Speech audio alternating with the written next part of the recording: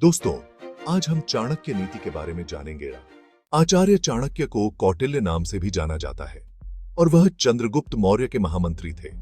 उनका जन्म एक ब्राह्मण परिवार में हुआ था और उनका असली नाम विष्णुगुप्त था।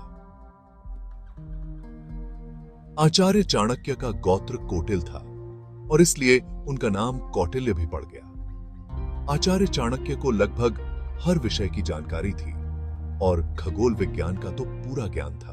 चाणक्य नीति या चाणक्य नीति शास्त्र चाणक्य द्वारा रचित एक नीति ग्रंथ है।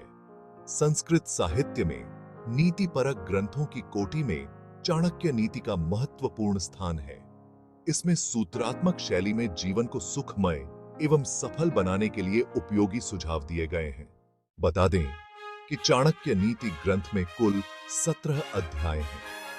इन सभी नीतियों में आचार्य चाणक्य ने सफलता पाने का मूल मंत्र से लेकर सुख शांति के साथ अपना जीवन कैसे व्यतीत कर सकते हैं, इस बारे में विस्तार से बताया है। सुबारिखिंड में आज हम प्रथम अध्याय के प्रथम 7 भाग के बारे में चर्चा करेंगे।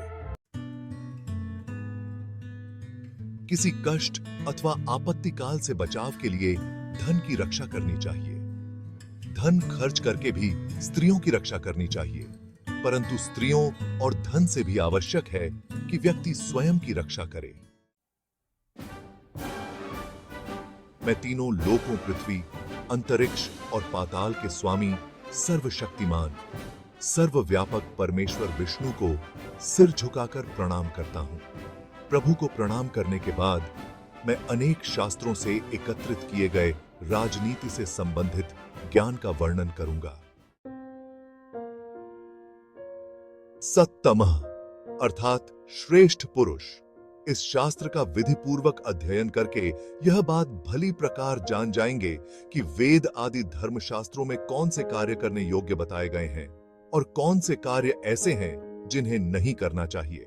क्या पुण्य है और क्या पाप है तथा धर्म और अधर्म क्या है, इसकी जानकारी भी इस ग्रंथ से हो जाएगी। मनुष्य के लिए यह आवश्यक है कि कुछ भी करने से पूर्व उसे इस बात का ज्ञान हो कि वह कार्य करने योग्य है या नहीं, उसका परिणाम क्या होगा, पुण्य कार्य और पाप कर्म क्या है। श्रेष्ठ मनुष्य ही वेद आदि धर्मशास्त्रों को पढ़कर भले बुरे का ज्ञान प्राप्त कर सकते हैं। यहां यह बात जान लेना भी आवश्यक है कि धर्म और अधर्म क्या है। इसके निर्णय में प्रथम दृष्टि में धर्म की व्याख्या के अनुसार किसी के प्राण लेना अपराध है और अधर्म भी, परंतु लोकाचार और नीति शास्त्र के अनुसार विशेष परिस्थितियों में ऐसा किया जाना धर्म के विरुद्ध नहीं माना जाता।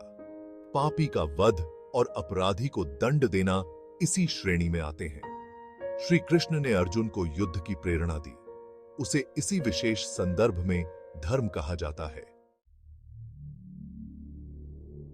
अब मैं मानव मात्र के कल्याण की कामना से राजनीति के उस ज्ञान का वर्णन करूंगा जिसे जानकर मनुष्य सर्वज्ञ हो जाता है। चाणक्य कहते हैं कि इस ग्रंथ को पढ़कर कोई भी व्यक्ति दुनियादारी और राजनीति की बारीकियां समझकर सर्वज्ञ हो जाएगा। यहां सर्वज्ञ से चाणक्य का अभिप्राय ऐसी बुद्धि प्राप्त करना है जिससे व्यक्ति में समय के अनुरूप प्रत्येक परिस्थिति में कोई भी निर्णय लेने की क्षमता आए।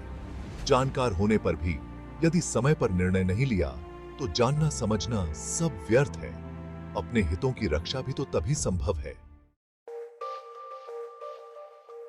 मूर्ख शिष्य को उपदेश देने, दुष्ट व्यभिचारिणी स्त्री का पालन पोषण करने, धन के नष्ट होने तथा दुखी व्यक्ति के साथ व्यवहार रखने से बुद्धिमान व्यक्ति को भी कष्ट उठाना पड़ता है। चाणक्य कहते हैं कि मूर्ख व्यक्ति को ज्ञान देने से कोई लाभ नहीं होता, अपितु सज्जन और बुद्धिमान लोग उससे हानि ही उठाते हैं। उदाहरण के लिए बया और बंदर की कहानी पाठकों को याद होगी। मूर्ख बंदर को घर बनाने की सलाह देकर बया को अपने घोंसले से ही हाथ धोना पड़ा था। इसी प्रकार दुष्ट और कुलटा स्त्री का पालन पोषण करने से सज्जन और बुद्धिमान व्यक्तियों को दुख ही प्राप्त होता है।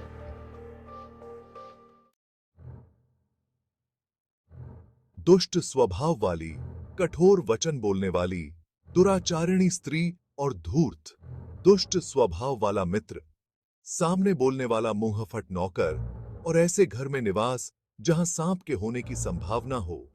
ये सब बातें मृत्यु के समान हैं।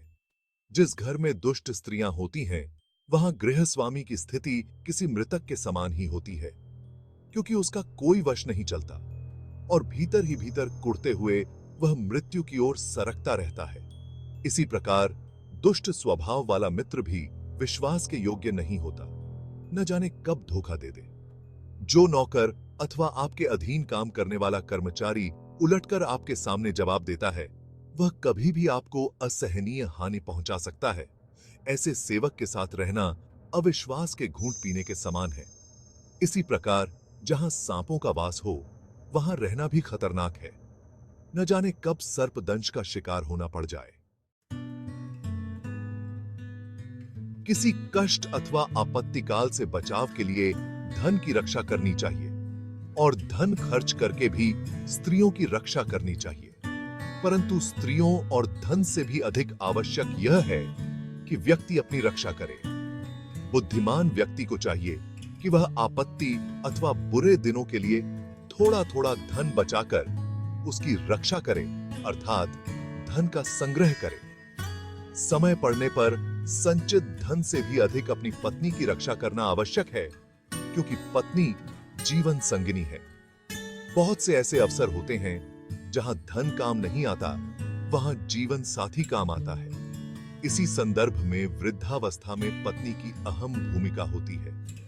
चाणक्य का विचार यह भी है कि धन और स्त्री से भी अधिक व्यक्ति को अपनी रक्षा करनी चाहिए, अर्थात व्यक्ति का महत्व इन दोनों से अधिक है। यदि व्यक्ति का अपना ही नाश हो गया, तो धन और स्त्री का प्रयोजन ही क्या रह जाएगा। इसलिए व्यक्ति के लिए धन संग्रह और स्त्री रक्षा की अपेक्षा समय आने पर अपनी रक्षा करना अधिक महत्वपूर्ण है। आपत्तिकाल के लिए धन की रक्षा करनी चाहिए, लेकिन सज्जन पुरुषों के पास विपत्ति का क्या काम। और फिर लक्ष्मी तो चंचला है, वह संचित करने पर भी नष्ट हो जाती है।